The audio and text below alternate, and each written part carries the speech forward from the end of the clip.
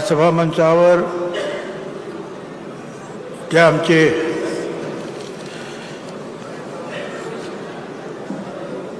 या महाराष्ट्राचे नवे देशाचे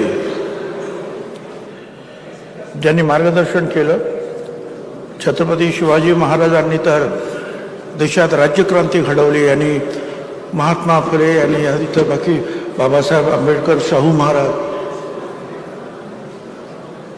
यशवंतरावजी यांनी समाजक्रांती घडवली. ह्या सगळ्यांना मी मनपूर्वक वंदन करतो. राष्ट्रवादी काँग्रेस पक्षाचे अध्यक्ष सन्माननीय अजितदादा पवार,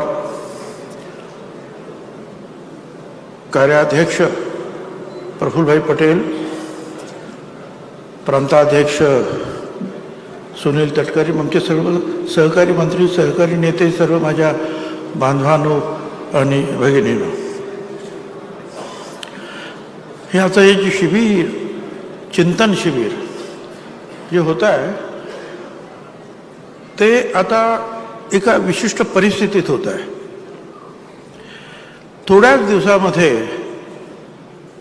आपल्याला जिल्हा परिषदेच्या निवडणुका, पंचायत समितीच्या निवडणुका, नगरपालिकेच्या निवडणुका, महानगरपालिकेच्या निवडणुका, या सगळ्या निवडणुकांना सामोरं जायचं आहे.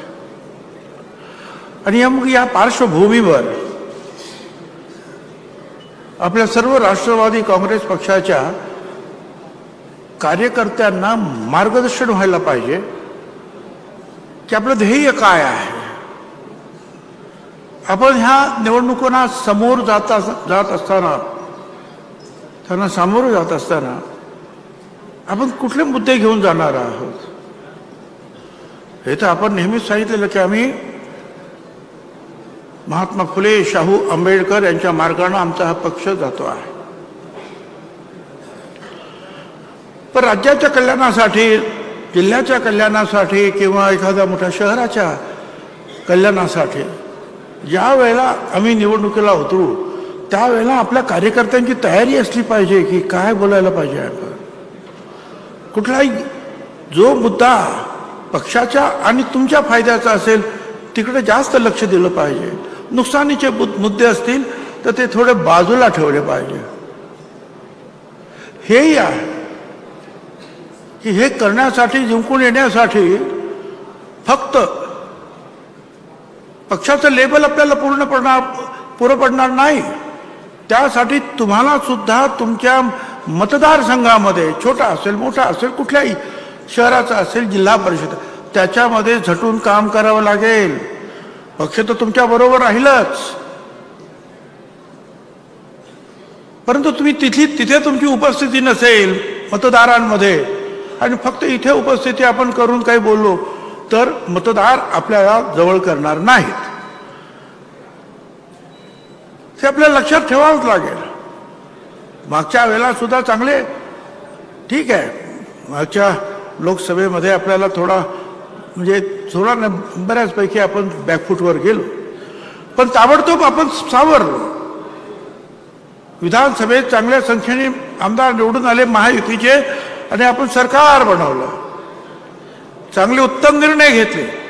त्या विभागातले निर्णय आपल्याला माहिती असले पाहिजेत, जिल्ह्याचे निर्णय माहिती असले पाहिजेत, राज्याचे सार्वत्रिक निर्णय काय आहेत ते माहिती असले पाहिजे. जो टीका करतायत त्यांना आपल्याला उत्तर काय द्यायचं ते माहिती असलं पाहिजे. घाबरून, नाराज होऊन हल्ले तर होणार, हल्ल्याला घाबरून जे आहे आपल्याला मागे हटता येणार नाही. लोकशाहीत वामनदादा कर्डक यांनी म्हटलं होतं, हल्ल्यावरती होती हल्ले, अभंग मुचे बाले किल्ले, असाच ताठर माथा आमचा जरा न खाली लवे, तुफान वारा पाऊस धारा मुळीच ना आम्हा शिवे, तुफानातले दिवे रे आम्ही, तुफानातले दिवे. या तुफानातल्या दिव्यातून आपल्याला राष्ट्रवादी काँग्रेस पक्षाला पुढे न्यायचं आहे. आणि त्यासाठी आणखी तुम्हाला सांगतो, परिंदे रुकमत तुझमें अभी जान बाकी है. मंजिल दूर है, बहुत उड़ान बाकी है। आज या कल मुट्ठी में होगी दुनिया, लक्ष्य पर अगर तेरा ध्यान बाकी है। यूं ही नहीं मिलती रब की मेहरबानी, एक से बढ़कर एक इम्तिहान बाकी है। जिंदगी के जंग में है हौसला जरूरी, जीतने के लिए सारा जहां बाकी है। धन्यवाद। जय हिंद, जय महाराष्ट्र। नवीन घडामोडी पाहण्यासाठी आजच आम्ही मुंबईकर 24 तासला लाईक करा, सबस्क्राईब करा आणि अपडेट रहा।